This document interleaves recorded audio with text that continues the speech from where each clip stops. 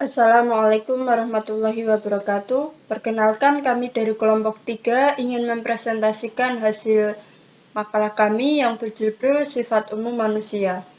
Sebelumnya, perkenankanlah kami untuk memperkenalkan diri. Perkenalkan, nama saya Rahmatika Kusumawardani, NIM belakang 60 sebagai moderator dan pemateri kedua. Selanjutnya ada Mbak Fauziah Afifah Solihah, NIM belakang 82 sebagai pemateri pertama, dan yang terakhir ada Mbak Della Hariu Absari, NIM belakang 87 sebagai pemateri ketiga. Untuk materi yang pertama akan disampaikan oleh Mbak Fauziah Afifah Solihah. Ke sifat umum manusia dibedakan menjadi beberapa bagian. Yang pertama itu ada perhatian. Apa sih yang disebut perhatian? Perhatian adalah pemusatan tenaga psikis tertuju kepada suatu objek. Jadi yang namanya perhatian itu sifatnya itu terpusat. Yang kedua ada macam-macam perhatian, di mana atas dasar intensitasnya itu dibedakan menjadi dua, yaitu perhatian intensif dan tidak intensif, di mana makin banyak kesadaran yang menyertai sesuatu aktivitas atau pengalaman batin, berarti makin intensiflah perhatiannya. Yang kedua dibedakan menjadi atas dasar cara timbulnya. Dibedakan menjadi dua, yaitu perhatian spontan dan perhatian sekendak atau disengaja. Yang selanjutnya ada atas dasar luasnya objek yang dikenai perhatian. Ada dua, yaitu perhatian terpencar dan perhatian terpusat. Di mana perhatian terpencar itu contohnya seperti kayak sopir. Sopir kan kalau kita mengendarai pasti kan kayak kadang tuh kita kan melihat jalan, ya melihat polisi, melihat orang, kan nggak terpusat, jadi kan terpencar. Selanjutnya kalau perhatian terpusat itu tertuju pada objek yang terbatas. Contohnya itu kayak tukang jam yang memperbaiki jam. Pasti kan dia kan akan terpusat kepada jamnya kan, nggak akan kemana-mana. Selanjutnya hal-hal yang menarik perhatian, yaitu ada dua, dari segi objek dan segi subjek. Selanjutnya sifat umum manusia dibedakan ada pengamatan. Cara mengenal objek itu disebut mengamati, sedangkan melihat, mendengar itu disebut modalitas pengamatan. Menurut objeknya, masalah penglihatan dibedakan menjadi tiga, yaitu melihat bentuk, melihat dalam. Nah, melihat dalam ini kayak melihat yang berdimensi tiga. Terus yang ketiga itu ada melihat warna. Nah, melihat warna ini kayak termasuk melihat warna, termasuk corak itu termasuk ke dalam melihat warna. Nah, yang terakhir itu ada tanggapan dan variasinya. Dalam sifat umum manusia itu ada tanggapan dan variasinya. Sebelumnya apa sih yang namanya tanggapan? Nah, tanggapan sendiri, Lynch Cotton mengemukakan bahwa menanggap adalah melakukan kembali suatu perbuatan atau melakukan sebelumnya sesuatu perbuatan tanpa hadirnya objek fungsi primer yang merupakan dasar dari modalitas tanggapan itu. Nah, tanggapan sendiri dibedakan menjadi tiga. Yang pertama, tanggapan masa lampau, yang kedua tanggapan masa depan, dan yang ketiga tanggapan masa kini. Selanjutnya, dalam tanggapan ada dua fungsi, yaitu fungsi primer dan fungsi sekunder. Di mana fungsi primer itu tanggapan yang kita sadari. Kalau yang fungsi sekunder itu lebih ke dalam bawah alam sadar. Selanjutnya, apa sih perbedaan tanggapan dan pengamatan? Yang pertama itu, kalau pengamatan terikat pada tempat dan waktu. Kalau yang namanya tanggapan itu tidak. Terus masalah objek pengamatan. Nah, kalau objek pengamatan itu sempurna dan mendetail. Kalau yang objek tanggapan itu tidak mendetail dan kabur. Selanjutnya ada pengamatan itu memerlukan perangsang, namun kalau tanggapan itu tidak memerlukan perangsang. Yang terakhir itu ada pengamatan sensoris. Kalau pengamatan itu lebih ke sensoris, bisa dilihat. Kalau tanggapan itu lebih ke imajinasi atau bayang-bayang. Materi yang selanjutnya yaitu fantasi. Fantasi didefinisikan sebagai daya untuk membentuk suatu tanggapan baru dengan pertolongan tanggapan-tanggapan yang sudah ada sebelumnya, dan tanggapan baru itu tidak harus sesuai dengan benda-benda yang ada.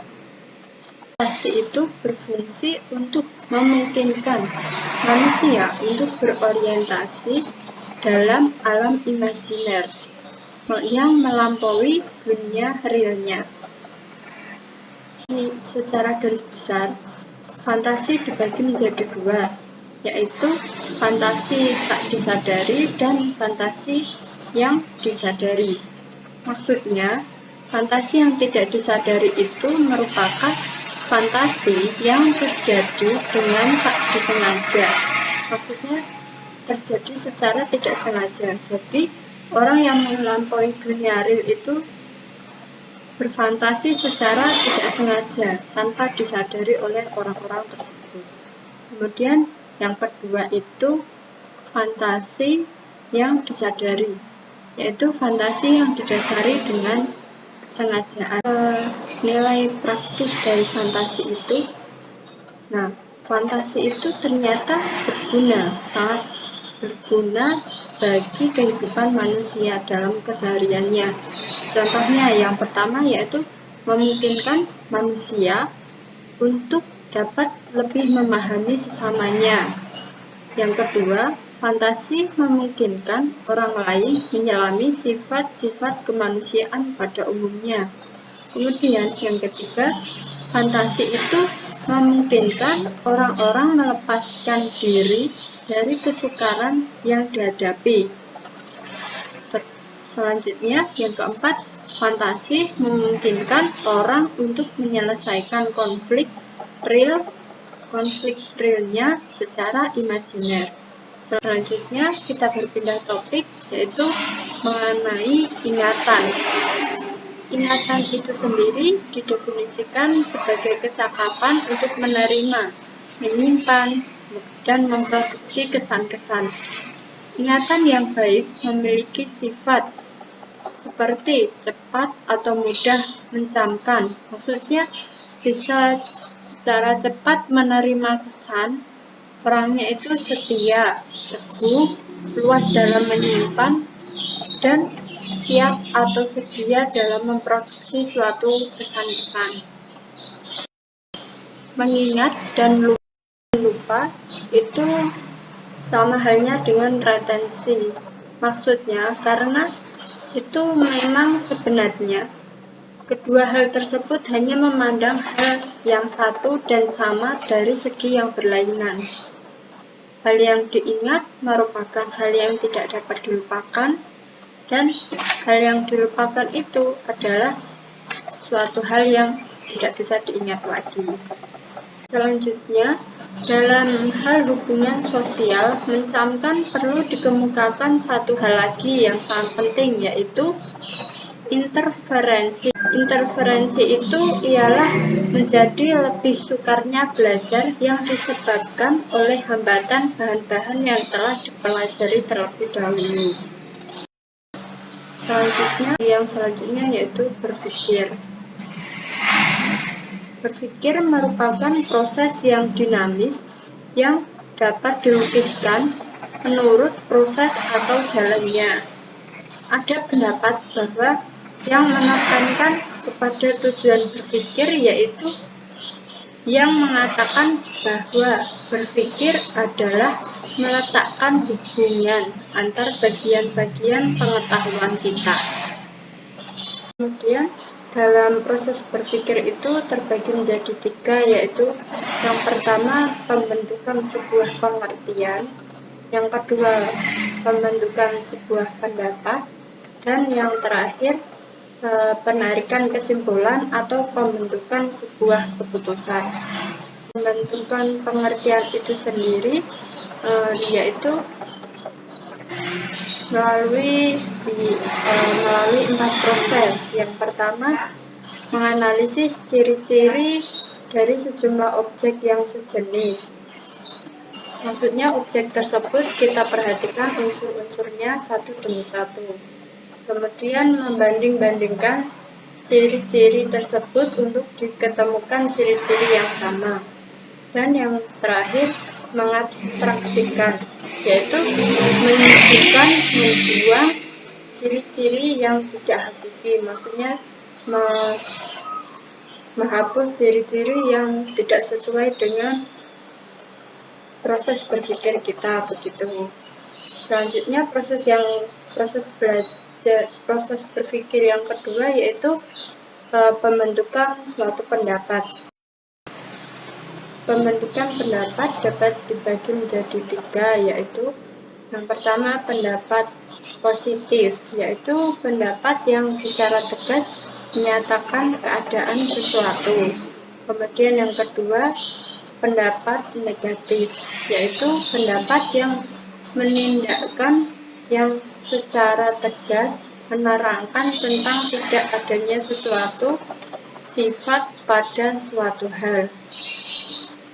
Yang ketiga yaitu pendapat modalitas atau kebarangkalian, yaitu itu pendapat yang menerangkan kemungkinan suatu sifat pada suatu hal. Lalu proses yang terakhir yaitu penarikan kesimpulan atau pembentukan suatu keputusan. Nah, keputusan itu sendiri merupakan hasil perbuatan atas untuk membentuk pendapat baru berdasarkan pendapat-pendapat yang sudah ada.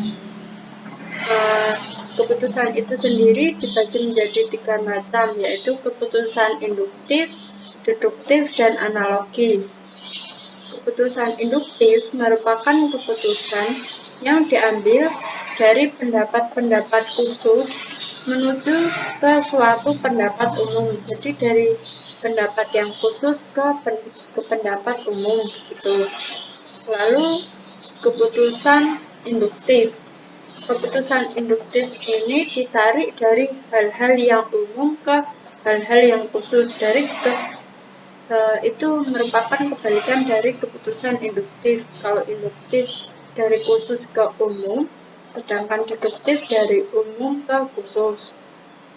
Selanjutnya keputusan analogis, yaitu keputusan yang diperoleh dengan jalan membandingkan atau menyesuaikan dengan pendapat-pendapat khusus yang sudah ada. Jadi pendapat-pendapat itu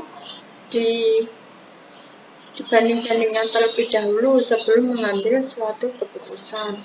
Gitu. Selanjutnya materi selanjutnya akan disampaikan oleh Mbak Della Haryung Atsari.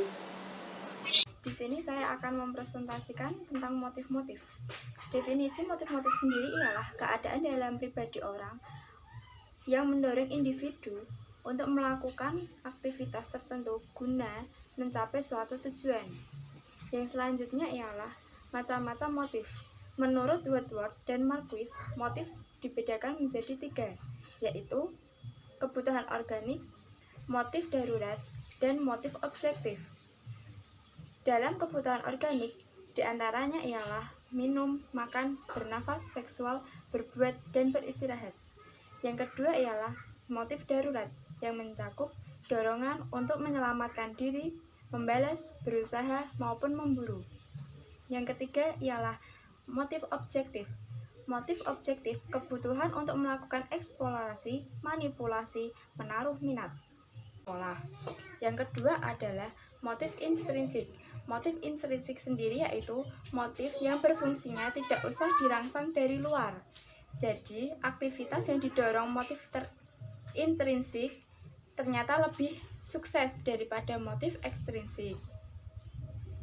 Berdasarkan atas terbentuknya motif itu dibedakan menjadi 2, diantaranya motif bawaan dan motif yang dipelajari.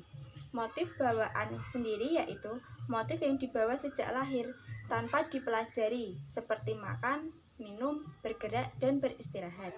Yang kedua ialah motif yang dipelajari. Motif yang dipelajari seperti dorongan untuk belajar, mengajar sesuatu kedudukan, dan sebagainya. Sekian presentasi dari kelompok kami. Apabila ada kekurangan, kami mohon maaf. Apabila ada pertanyaan, silahkan tuliskan di kolom komentar, sertakan nama dan NIM kalian. Sekian.